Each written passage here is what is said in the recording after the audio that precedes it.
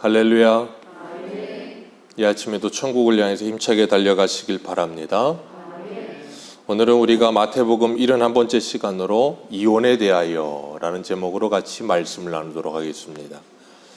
이혼에 대하여. 요즘 젊은 사람들은 결혼하는 것을 좀 꺼려합니다. 그래서 독신으로 살겠다고 하는 사람들이 참 많죠. 그리고 결혼을 해도 이제 부부만 살겠다 하는 사람들도 많고, 결혼을 하는 이유, 결혼을 하지 않는 이유 가만히 살펴보면 전부 다 하나입니다. 결혼을 하지 않는 이유, 나를 위해서 결혼하지 않습니다. 내 행복과 자기 개발과 내 인생을 위해 결혼하지 않겠다. 결혼하는 이유, 행복해지겠다.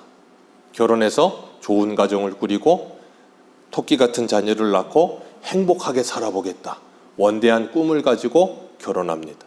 그런데 결혼을 했는데 결혼한 당사자가 나를 기쁘게 해주지 않으면 그때부터 내 꿈은 무너지기 시작하고 내 행복은 사라지기 시작하고 행복 끝, 고생 시작이 문이 열립니다. 그래서 세상 사람들은 결혼을 뭐라 그래요? 결혼은 무덤이다. 누가 만든 말인지 모르겠는데 참 잘 만든 말인 것 같아요. 결혼은 무덤입니다. 결혼은 무덤이 돼야 돼요. 결혼이 무덤이 되지 않으면 우리는 절대 성경에서 우리에게 결혼하라고 하시는 이유를 이해하지 못해요. 결혼이 무덤이 되는 이유는 결혼 당사자 둘이 결혼하여 서로에 대하여 죽을 수 있는 마음이 되어야 되는 거예요. 서로에 대하여 죽고 예수로 말미암아 살아 그것이 온전한 하나님의 나라가 되도록 만들어가는 일이 되어야만 결혼은 진정한 하나님이 우리에게 주신 목적을 달성할 수 있게 되는 것이 됩니다. 그러지 않고 내 행복만을 위하여 결혼하게 되면 그때부터는 행복 끝, 불행 시작이 되는 거예요. 그렇기 때문에 결혼을 하는 이유도, 혼자 사는 이유도, 결혼하지 않고 이혼하는 이유도 전부 다 누구를 위해서 해요? 나를 위해서. 그것이 오늘날의 가장 큰 문제예요. 오늘 본문에 예수님께서 갈릴리를 떠나서 요단강 유대지경으로 가셨어요. 거기서 많은 병을 고쳐주셨습니다. 주님께서는 주님께 찾아오는 많은 병자들을 치료하시는 역사를 회복하여 치료하는 역사를 보여주셨어요. 그리고 주님께서는 치료하시는 하나님 되심을 우리에게 가르쳐 주시면서 주님께서 우리의 영혼을 치료하시는 분이고 우리를 죄에서 구원하시는 분이라는 것을 분명하게 가르쳐 주고 계심을 믿으시길 바랍니다. 그 주님은 오늘도 치료하시는 역사를 발하여 주실 줄 믿습니다.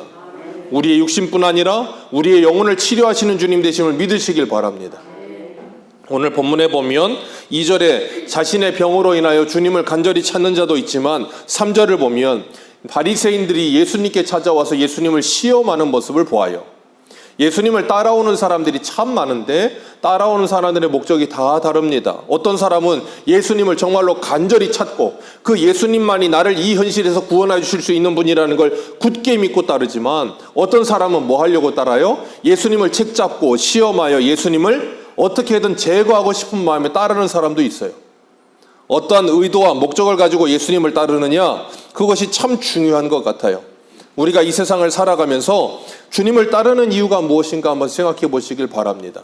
오늘 본문에서는 이 사람들이 예수님을 시험합니다. 예수님을 시험하며 질문을 하는데 오늘 별문 끝이 뭐였는가 하면 12절에 어머니의 태로부터 난 고자도 있고 사람이 만든 고자도 있고 천국을 위하여 스스로 된 고자도 있도다. 이 말을 받을 만한 자는 받을지어다 하시면서 갑자기 예수님께서 이 사람들이 예수님을 시험하려고 이혼에 대한 문제를 이야기하셨는데 뜬금없이 좀 부끄러울 수 있지만 고자에 대한 이야기로 마칩니다. 이게 무슨 연관성이 있는가? 우리가 그걸 한번 살펴볼 거예요. 사도 바울은 우리들에게 인생을 살아가는 우리들에게 말하는 게 무엇인가 하면 우리의 인생의 목적은 하나님의 영광이다 그랬어요. 우리의 인생의 목적은 이 땅에서 장수하거나 이 땅에서 부하여지거나 이 땅에서 무엇인가 대단한 업적을 이루는 게 우리의 목적이 아니에요. 사도 바울은 분명히 고린도전서 10장 31절에 너희가 먹든지 마시든지 무엇을 하든지 하나님의 영광을 위해서 살아라 그랬어요. 그 말은 뭐냐면 우리의 삶 전체의 의도와 목적이 무엇이 되어야 된다는 거예요? 하나님의 이름의 영광이 되어야 된다는 거예요. 그렇게 살 수만 있다면 우리의 인생은 무슨 인생이라고요? 성공한 인생이에요. 그러나 하나님의 영광을 위해 살지 않으면 그 인생은 이 땅에서 천수를 울려도 그 인생은 실패한 인생이 되는 거예요. 그래서 바울은 로마서 14장에서도 이렇게 이야기합니다.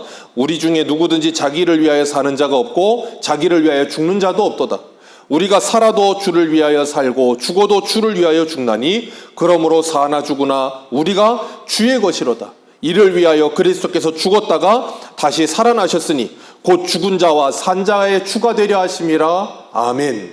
예수님께서 이것을 위해 십자가에 죽으셨다가 다시 살아나셨습니다. 그 예수님처럼 우리도 죽고 다시 살아나게 될 줄로 믿습니다. 그렇기 때문에 우리는 이 땅에서의 삶이 전부가 아닌 걸 믿기 때문에 소망이 있는 거예요. 어떤 상황에 있든지. 왜요? 우리는 부활합니다. 우리에게는 영생이 있습니다. 세상의 사람들에게 없는 그것이 있다 그 말이에요. 그렇기 때문에 우리는 복받은 거예요. 다른 무엇이 아니라. 우리가 이 땅을 살아가면서 무엇을 위해 살아가고 있는가? 주님은 우리에게 성경을 통해 분명히 말씀하세요. 우리 인생의 목적은 하나님의 영광이다. 주를 위해 사는 것이다. 그것이 진정 나를 위한 것이다 라고 말씀하고 계세요. 우리가 주의 영광을 위해 살아가는 것 자체가 누구를 위한 거라고요? 나를 위한 것입니다. 우리는 그걸 잘 이해하지 못할 때가 있어요. 마치 어린아이들이 어려서는 공부의 의미를 모를 땐 부모가 열심히 공부해라 그러면 뭐라 그래요? 내가 왜 공부해야 돼? 그리고 공부해라 그러면 또 뭐라 그래요? 공부할 테니까 뭐 해줘? 그럼 부모는 뭐라 그래요? 나 위해서 하라고 하냐? 너 위해서 하라고 하지. 근데 아이들은 그걸 깨달아요? 못 깨달아요? 못 깨달아요. 나중에 가봐야 그게 무슨 의미인지, 왜 그걸 하라고 하셨는지를 깨닫게 되는 거예요. 하나님께서 우리들에게 하나님의 영광을 위해 살아라 하실 때 하나님의 말씀을 주신 이유는 신명기에 뭐라 그러셨어요? 우리들의 행복을 위하여. 우리가 하나님의 형상을 닮은 참 사람으로 회복되어서 하나님의 형상을 닮은 사람으로 살아가는 것이 행복이라는 걸 가르치시기 위해서. 그게 뭔데요? 하나님의 이름의 영광을 위해 살아가는 모든 것들이 참 사람으로서의 형상을 회복해가는 모습이라 그 말이에요. 그게 진정한 사람으로서의 행복이에요. 그 의미를 깨닫지 못하면 우리의 인생의 모든 활동들은 의미가 없어져요. 그러니까 사람들이 뭐예요? 공허해지는 거예요. 공허해지기 시작하고 무기력해지기 시작하고, 그러니까 뭐합니까? 이게 뭐지 싶은 생각이 들게 되는 거예요. 그러니까 생활에 활력도 없어지는 거예요. 그러나 주님은 우리에게 분명히 말씀하십니다. 일의 결국을 다 들었으니 하나님을 경외하고 그 명령을 지킬지어다. 그것이 사람의 본분이다. 사람은 그렇게 사는 거다. 이 말씀을 드리는 이유는 오늘 본문의 배경이 이 말씀이기 때문에 드린 말씀이었어요. 이제 오늘 본문으로 들어갈 겁니다.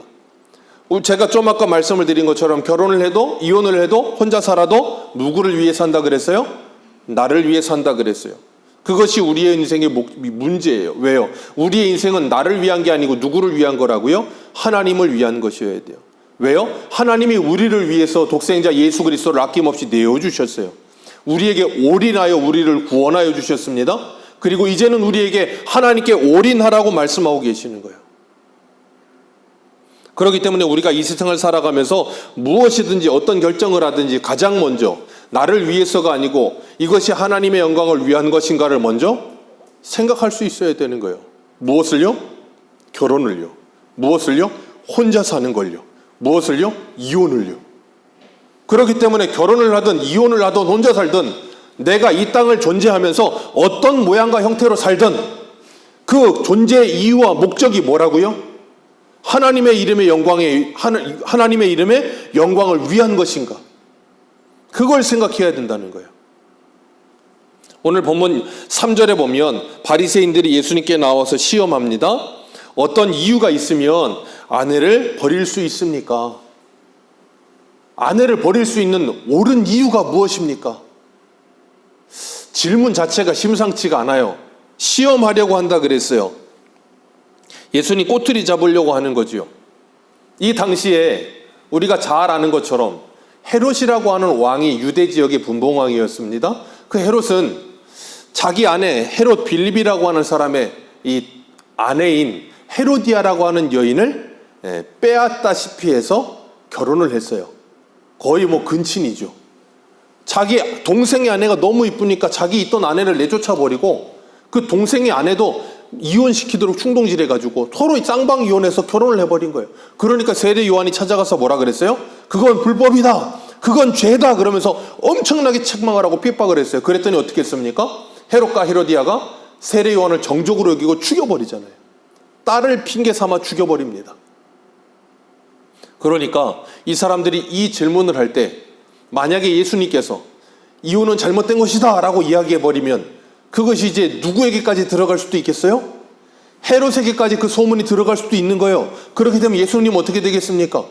세례 요한과 같은 전철을 충분히 밟을 수 있는 거예요. 그럼 이 사람들은 손 안 대고 코를 풀 수가 있어요. 얼마나 좋습니까?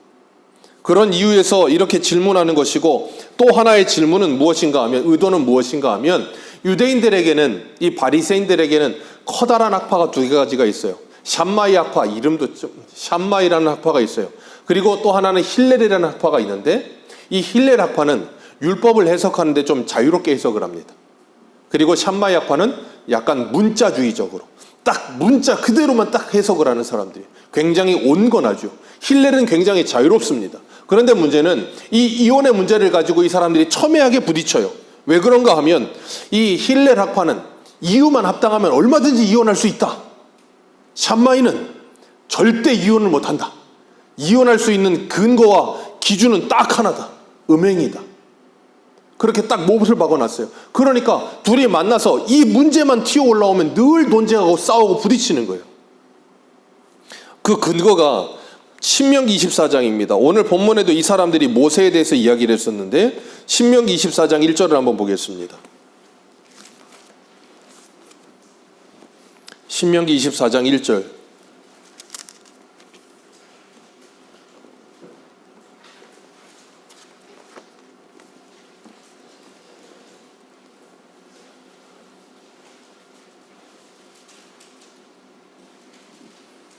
신명기 24장 1절과 2절입니다. 우리 구약성경 297페이지 신명기 24장 1절과 2절 같이 읽겠습니다. 시작. 사람이 아내를 맞이하여 데려온 후에 그에게 수치되는 일이 있음을 발견하고 그를 기뻐하지 아니하면 이혼 증서를 써서 그의 손에 주고 그를 자기 집으로 내보낼 것이요 그 여자는 그의 집으로 나가서 다른 사람의 아내가 되려니와. 아멘. 모세가 여기에서 분명히 뭘 이야기하는가 하면 이혼에 대해서 이야기합니다. 아내와 이혼하려면 뭘 써주어라? 이혼 증서를 써주어라.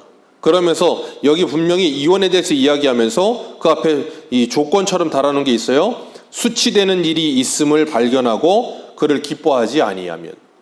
이 문제를 가지고 우리도 그렇잖아요. 세상을 살다 보면 재판을 할 때 법을 어떻게 해석하느냐에 따라서. 그래서 법이라고 하는 게 이 단어, 글자 하나 때문에 해석이 전혀 달라집니다. 여기에 있는 이 수치되는 일, 굉장히 추상적이죠.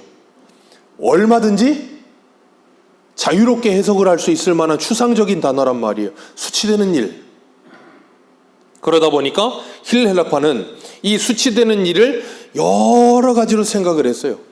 수치되는 일 가장 첫 번째, 아내가 밥을 하다가 밥을 태웠다. 수치다. 아내가 길을 가고 있는데 아내의 발 뒤꿈치가 이뻐 보이질 않는다. 수치다. 아내가 음식을 했는데 반찬이 너무 짜다. 수치다. 자, 수치스러운 일. 지금 잠깐 제가 말도 안 되는 예를 들었었는데 말이 됩니까? 안 됩니까? 말이 안 되죠. 그런데 그걸 수치라고 여기다가 파묻혀서 이혼 증서를 써주기만 하면 이혼이 합법적으로 성립이 되는 거예요. 그게 그 당시의 문화였어요. 우리나라 조선시대에도 칠거지약이라는 게 있잖아요. 참 너무 이 남존 여비 사상이 참 극명해서 왜 남자는 그런 게 없습니까? 여자에게만 그런 걸 왜 항상 이렇게 갖다 대는지 모르겠어요. 7가지 이 소박을 맞을 일이 있는데, 첫 번째, 시부모를 잘 못 섬기면, 아들을 낳지 못하면, 부정한 행위, 질투, 나병, 간질병, 유전병이 있으면, 말이 많으면, 물건을 훔치면. 그러니까 우리는 말 많이 하면 참 그래요. 이런 것들이 있는데 이런 것들이 참 애매모호합니다. 말이 얼마나 많으면 말이 많은 겁니까? 그러니까 이것도 얼마든지 코에 걸면 코걸이, 귀에 걸면 귀걸이가 될 수 있는 거예요. 그러니까 마음만 먹으면 남자들이 얼마든지 이렇게 할 수 있다는 걸 잘 아는 이런 시대적인 배경을 가지고 예수님께서 4절에서 6절의 말씀, 오늘 본문에 대답을 하시는 거예요. 사람을 지으시니가 본래 남자와 여자로 지으셨다 하시면서 창세기의 말씀을 빗대어서 말씀하세요. 남자와 여자가 부모를 떠나서 둘이 한 몸이 될지니라. 둘이 한 몸이다. 그 말은 뭐예요? 둘은 이제 뭐다? 하나다. 그러면 하나가 찢어지면 살아요? 죽어요? 죽는 거예요. 둘이 한 몸이기 때문에 찢어지면 죽는 것입니다. 그렇기 때문에 오늘 주님께서 뭐라 그러세요? 8절 말씀 같이 읽습니다. 시작. 예수께서 이르시되 모세가 너희의 마음의 완악함 때문에 아내 버림을 허락하였거니와 본래는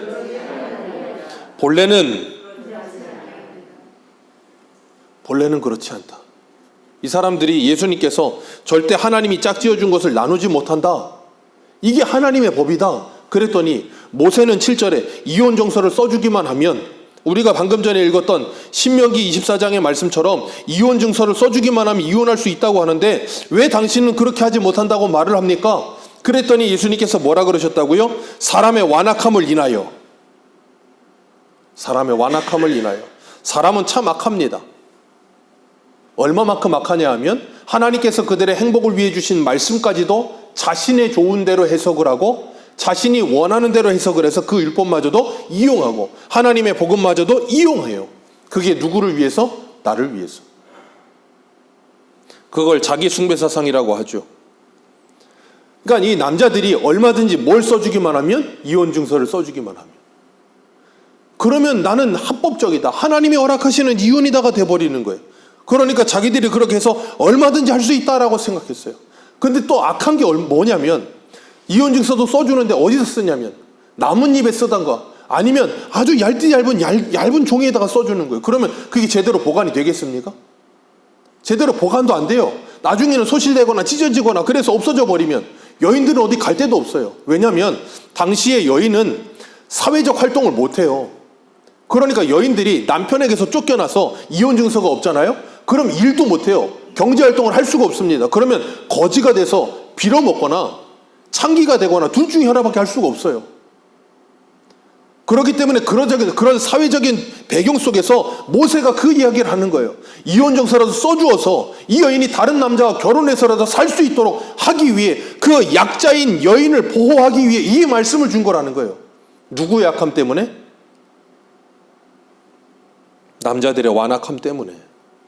그래서 마태복음 5장 31절에 이렇게 말해요. 또 일렀을 때 누구든지 아내를 버리거든 이혼 증서를 줄 것이라 하였으나 나는 너희에게 이르노니 음행한 이유 없이 아내를 버리면 이는 저로 간음하게 함이요 또 누구든지 버림받은 여자에게 장가드는 자도 간음함이니라. 그리고 오늘 본문에서 예수님께서 뭐라 그러셨어요? 9절 말씀 같이 읽겠습니다. 시작.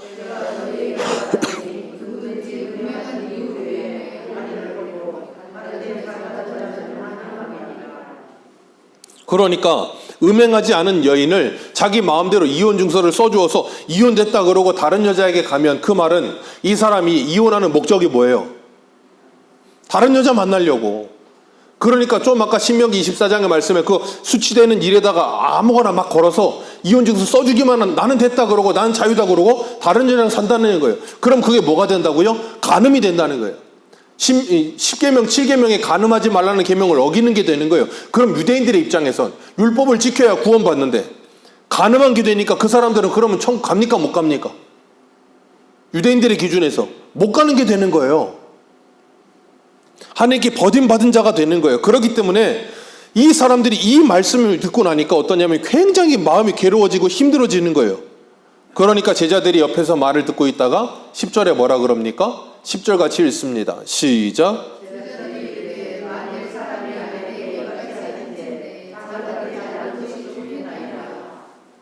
누가 이 말을 해요?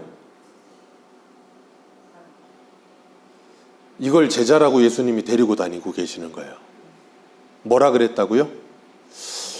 야, 이렇게 될 것, 쉽게 말하면, 야, 이렇게 될 것 같으면 그냥 나 혼자 살래. 결혼 안 해.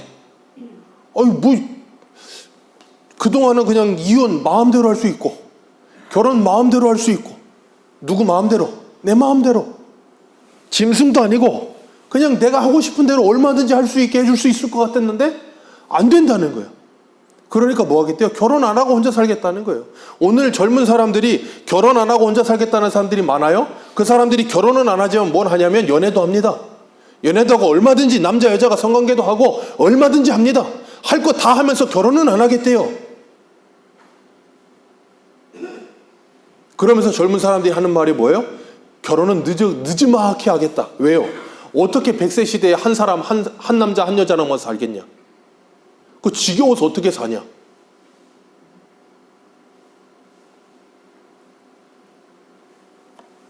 그게 10절의 제자들이에요. 그게 오늘날의 젊은 사람들만 그러는 게 아니에요. 오고 오는 세대 속의 모든 사람들은 다 해 아래 새 것이 없어요. 똑같습니다.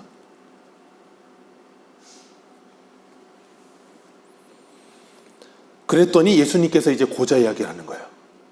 이 이야기를 제자들이 하니까, 이 말도 안 되는 헛소리를 하니까 예수님께서 하시는 말씀이 뭐예요? 사람마다 이 말을 받지 못하고 타고난 자라야. 그 말은 뭐냐면 나 혼자 살래는 아무나 할 수 있는 게 아니다. 날 때부터 고자로, 여기서 고자라는 것은 성기능을 하지 못하는 사람도 되지만 또 한편으로는 뭘 말하냐면 독신을 이야기도 하겠는 거예요. 그러니까 날 때부터 독신, 그 말은 뭐냐면 이 고린도전서 7장에 사도 바울이 말한 그 독신의 은사를 말하는 거예요. 날 때부터 독신의 은사를 가진 사람이든가 아니면 사람이 억지로라도 고자를 만든 사람, 우리나라 조선시대의 내시들, 남자의 성기를 잘라버렸잖아요. 그런 사람이든가 아니면 천국을 위해 스스로 고자된 자, 그런 자 아니고서는 이런 말을 받을 수 없다. 그러니까 뭐 하라는 거예요? 제자들에게 헛소리 그만하고 뭐 해라? 한 여인의 남편이 되어서 일평생 그 여인을 위해 살아라. 이건 이 당시니까 이렇게 말한 거예요. 오늘날로 말하면요, 한 남자의 여인이 되어 일평생 살아라도 돼야 되는 거예요. 왜요? 이 당시에는 이혼의 주체가 여자가 아니에요. 여자는 그냥 버림받는 존재였지 이혼을 할 수도 없는 존재예요. 이혼의 주체가 누구예요? 무조건 남자였어요. 있다는.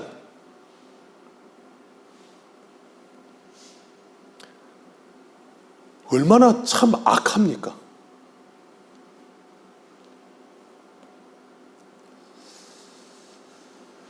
어머니의 태로부터 난 독신이나 아니면 사람이 만든 자나 아니면 천국을 위해 스스로 된 자, 그런 자나 이 말씀을 받을 수 있느니라.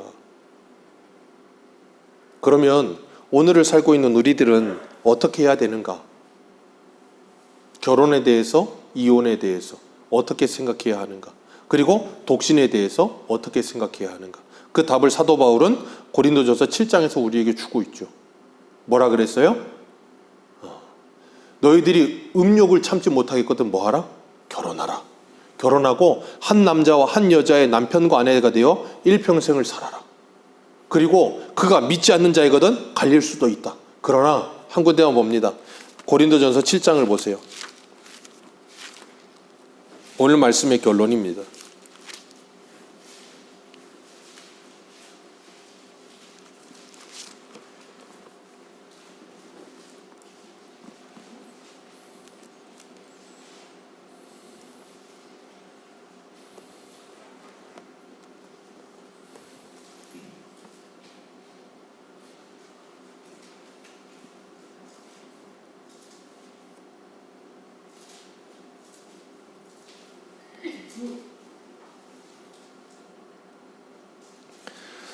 고린도전서 7장 13절입니다.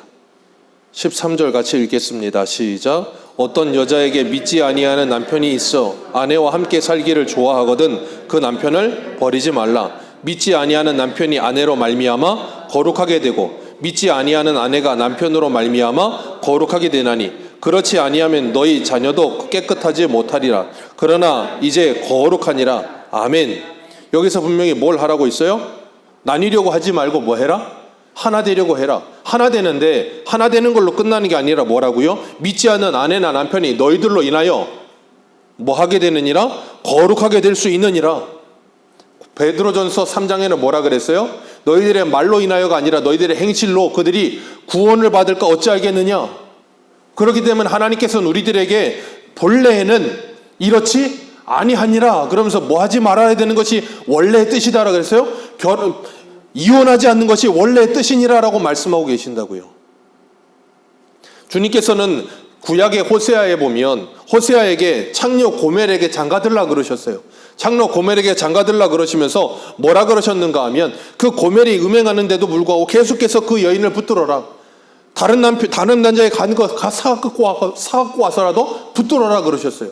그러면서 호세아 2장 19절에 이렇게 말씀하셨어요. 내가 내게 장가들어 영원히 살되 공의와 정의와 은총과 긍휼이 여김으로 내가 장가들며 진실함으로 내게 장가들리니 내가 여호와를 알리라 그러셨어요. 하나님께서 호세아에게 고멜과 결혼하게 하시면서 하나님이 이스라엘과 결혼을 통해서 내가 너희들과 어떤 관계인지를 설명하겠다라고 말씀하시는 거예요. 하나님께서 이스라엘에게 장가들어 주셔서 너희들을 영원히 책임져 주겠다라고 말씀하시는 거예요. 그래서 너희들을 내 백성 만들어서 하나님을 알게끔 만들어 주겠다라고 말씀하신다고. 그 뭐예요? 하나님의 사랑을 알게끔 만들어 주겠다라고 말씀하시는 거예요. 그래서 에베소서 5장에도 주님께서 결혼 제도를 통해서 우리 교회와 성도와 그리스도의 관계를 설명하시잖아요. 그 그리스도가 우리를 위해 남편 되셔서 우리를 뭐 하신다고요? 책임져 주시는 거예요. 그래서 주님께서는 남편들이요 아내를 사랑하되 그리스도께서 교회를 죽기까지 사랑하신 것 같이 사랑하고, 아내들이요 남편들을 존경하되 교회가 그리스도를 머리로 두고 존경하는 것처럼 뭐하라? 공경하라. 그러면서 뭐하라? 피차 복종하라. 그것을 통해서 뭘 배우라? 거룩을 배우라. 그렇기 때문에 성도는 결혼도 무엇을 배우는 장이 되어야 돼요? 거룩을 배우는 장이 되어야 돼요. 나를 통하여 저 완악한 남편이, 완악한 아내가 예수를 믿을 수 있도록 날마다 기도하면서 눈물 흘려 기도하면서 가슴 찢어 기도하면서 뭘 배워야 되는가 하면 하나님의 가슴을 그렇게 찢고 있던 내 모습을 배워야 되는 거예요. 그럼에도 불구하고 나를 포기하지 않고 나를 붙드셔서 하나님의 자녀 만들어 가시는 그 하나님의 사랑을 배워야 되는 거예요. 그래서 우리는 이 성경을 밑줄 긋고 외우는 걸로 끝내는 게 아니라 내 삶 속에서 살아내면서 주님을 배워야 되는 거예요. 그래야 나를 사랑하신 그 주님이 어떤 사랑을 받았는지를 내가 확실하게 이 마음에 각인하게 되는 거예요. 그러기 전에는 이 말씀이 이해가 되지 않아요. 아는 것 같아도 모르는 게 되는 거예요.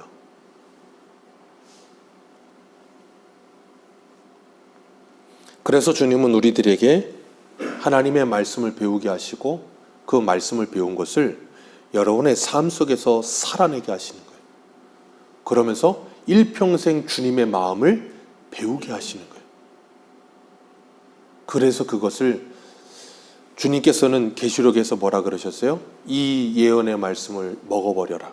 너희들의 입에서는 달겠지만 너희들의 속에서는 쓰게 되어질 것이다. 그렇기 때문에 주님께서는 우리들에게 분명하게 말씀하고 계십니다. 이 오늘 본문 말씀은 단지 이혼에 대해 국한되어 있는 말씀이 아니에요. 이 말씀은 우리의 삶의 전반적인 모든 것에 있어서 내가 무엇을 선택함에 있어 그 선택의 기준이 무엇인가를 우리에게 생각하게 하시는 거예요. 결혼하는 것도, 이혼하는 것도, 혼자 사는 것도 내 편하자고 하는 게 아니고 누구를 위해서? 하나님의 이름의 영광을 위해서. 그렇다면 내가 결혼을 하는데 이 결혼이 정말 하나님의 영광을 위한 길일까? 먼저 생각해야 된다고요. 그렇기 때문에 우리의 인생이 나만을 위한 인생이 아니라 주님의 영광을 위한 인생이 되어져 가게 하시면서 우리의 남편 되신 예수 그리스도와 우리와의 결혼을 생각하게 하시는 거예요. 일평생 그 주님이 우리를 붙들어 주시고 우리 남편 되셔서 우리를 붙잡아 주셔서 보호하시고 인도하시는 그 은혜를 기억하며 뭐하라? 그들을 품어라. 참 힘듭니다. 참 어렵습니다. 그래서 사도 바울은 분명히 이야기하고 있어요. 갈릴 수도 있다. 그러나 그 사람이 너로 인하여 구원받을는지 어찌 알겠느냐. 참 피눈물 나는 일입니다. 제가 전에도 한두 번 말씀을 드렸었죠. 제 서울에 전도사 사역할 때 그 교회에 집사님 한 분이 항상 여기에 앉아서 예배드리시는 집사님이 있었어요. 그 집사님 남편이 실명을 거론할 수는 없지만 굉장한 엄청난 분이셨어요. 힘도 엄청나시고 대단하신 분이었는데 이 술에 인이 박여 있어서 주일날 예배를 드리고 있으면 제가 없을 때였는데 술을 먹고 들어와서 칼을 들고 들어와서 아내를 죽이겠다고. 여기에서 머리채를 잡고 저 끝까지 끌고 가는데 아무도 말릴 수가 없어요. 그 집사님이 날마다 이 자리에 앉아서 기도를 했고 날마다 이 자리에 앉아서 예배했어요. 지금 그 남편이 집사님이 됐습니다. 아들이 둘인데 그 두 아들 다 지금 전도사예요. 그 집사님은 정말 피눈물을 흘리면서 하나님께 기도했습니다. 하나님께서 그 집사님을 통하여 그 남편을 구원하셨어요. 그게 쉬운 일입니까? 아니요. 죽어도 쉬운 일이 아니에요. 오늘날 이 세상은 뭐라 그러냐면, 야, 너 바보야? 너 멍청이야? 왜 인생을 그렇게 살아? 네 인생만 생각해. 너만 생각해. 왜 다른 걸 생각하냐고. 그 사람이 뭔데? 자식이 뭔데? 네가 우선이야. 너만 생각해. 네 행복이 중요한 거야. 그게 이 세상이에요. 이 세상은 우리에게 끊임없이 그 말로 우리를 현혹한다고요. 우리의 정신을 빼놓는다고요. 그리고 나에게만 집중하게 만든다고요. 근데 주님은 우리에게 뭐라 그러세요? 아니라고 말씀하고 계세요. 인생을 그렇게 사는 게 아니라고 말씀하신다고요. 하나님의 백성으로서 우리가 이 세상을 살아가면서 세상의 사람들과는 다른 기준, 다른 관점을 가지고 하나님의 영광을 위해 사는 게 무엇인지를 알며 인생의 참된 의미가 뭔지를 알고 내 삶을 선택하는 모든 기준이 나를 위한 게 아니라 하나님의 영광을 위한 것이 되라고 말씀하고 계세요. 그것이 진정한 행복이고 진정한 기쁨이라고 말씀합니다. 지금 당장은 나만을 생각하고 결정하는 게 행복할지 몰라도 시간이 지나 보면 그게 아니라는 걸 알게 돼요.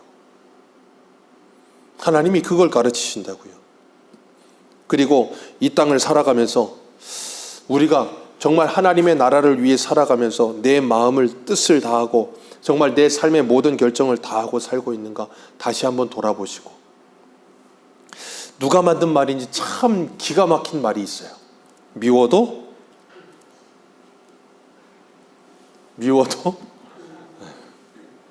주님이 우리한테 항상, 주님은 미워하진 않으세요. 다시 한번 그 주님의 마음을 여러분의 삶 속에서 배워가게 되시기를 주님의 이름으로 축복합니다. 기도하겠습니다.